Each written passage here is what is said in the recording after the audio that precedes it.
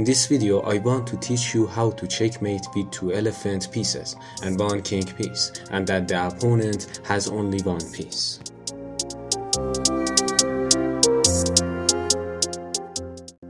Actually, I have a surprise for you at the end of the video.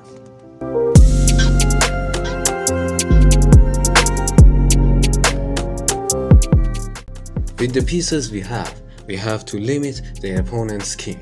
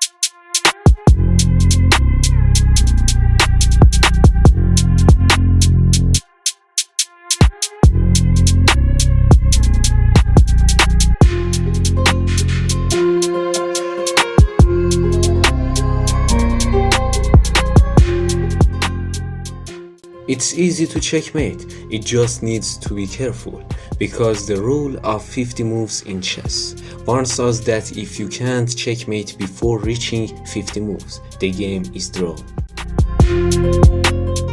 This is the surprise I promised you, 3 very simple and practical traps in chess.